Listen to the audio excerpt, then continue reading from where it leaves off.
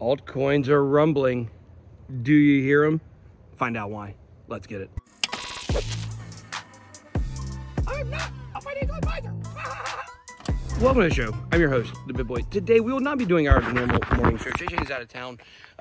Next week, he's going to be out of town a little bit too, but we're going to still be doing the show. But we did take today off. And I just want to let everybody know, click the like button. It's the number one thing you can do to help channel. Here we go, guys. We're going to talk about Bitcoin right now. Bitcoin right now is sitting at about 61,400 at this moment. It was down at about 61. It bounced up a little bit. It was above 62 for a decent amount. And people now are wondering what is going on, because we're getting to tomorrow, which is the 5th of October. And the last several months, the 5th has been a big dump. Are we going to see it? And we're starting to see a lot of negative news coming out right now. I saw a report today saying that Coinbase was going to delist Tether in Europe based on the new MiCA regulations, which MiCA is their big kind of crypto framework that they have over there in Europe. And unless Tether gets compliant with MiCA and their stablecoins, I can tell you about that story and what's actually going to happen with all that and why they're doing it. But for right now, you just need to understand the general public believes, oh my gosh, what's going to happen to Tether stablecoins? Is this it? Is this where Tether's finally going to get rug pulled? They're going to take it out of Europe. No, guys, that's not going to happen. So anyways, well, in a roundabout way, they are moving towards USDC in Europe, I think is what they're going to be moving towards. But I think that really when you look at the market right now and you see there's people starting to wonder, like, are we going to go down?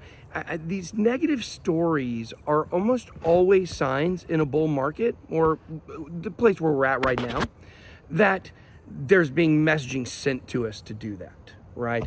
Because when everything's great, you don't get these negative stories, right? Things are going up. You get negative stories are always the things that pull back crypto. The charts and the technicals do, but people point, they need the reasons, you know, they point and they say that's why. And so the whole thing is that right now, with Bitcoin showing stability above 60K, briefly dropping below 59, bouncing right back up, it's showing that it's ready for the next move. And it's going to take place over the next week to 2 weeks. It's going to begin. And what we've seen is we've already seen the Bitcoin dominance start to break out some. Bitcoin dominance hit, I want to say it was a high recently, and it could go a tad bit higher. But the thing is when Bitcoin starts to break out in dominance these days, it doesn't break out like it used to. It used to, the dominance would just run because people would be throwing money into Bitcoin. But because of meme coins and Solana, and there's so much out there now, people know about crypto, Bitcoin is not looked at as the same way. And so, yes, when Bitcoin starts running, it will beat Ethereum in dominance. But even a lot of other altcoins, Bitcoin is not running away from. The big thing right now, I'm going to tell you why Bitcoin dominance has been going up. It's not because Bitcoin's crushing altcoins. Altcoins have been killing it. It's because Bitcoin's crushing Ethereum, because Ethereum has just been sitting still like a rock, and it's holding down your bags. Have you guys not figured that out yet? Ethereum, Cardano, the ADA, these things are holding down your bags. You want to get in things that are going to lift them and make them light. And people are starting to figure that out. Right now, whales, and really a lot of users across exchanges, but whales specifically, it was pointed out recently that the limit orders on altcoins are skyrocketing. They are just going up like out of control. And what does this mean? This means that right now, all the best winners for this entire bull run are being picked right now at this moment. What are you doing? Where are you at? I'm in bed, my truck bed. Look, I think you do have to start looking at this. This is why it's so important. We're going to be moving towards these investor profiles. I've created 4 investor profiles, and we're going to have graphics that are going to go with these. And eventually I want to create a website where you guys can build these portfolios.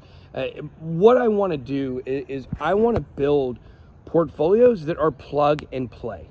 They're plug and play. You get to make decisions within them, but they're already pre-made for you. So you don't have to do the work, because if this was your first cycle, you may not understand diversifying your portfolio across different niches. That may not be something that would hit you.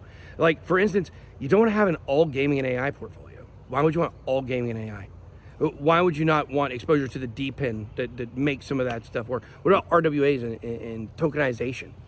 What about layer 1s that all this stuff runs on, right? You have to diversify across niches.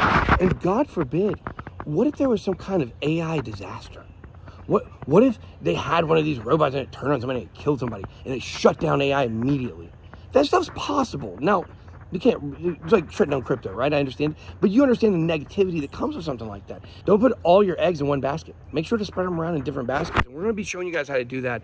So over the next 2 weeks, I'm going to really be nailing this down. I've been working on it all morning, and you guys are going to really like this when we get to it, because it's going to fit almost exactly wherever you're at in your crypto journey. So that's all I got. Be blessed. Be well.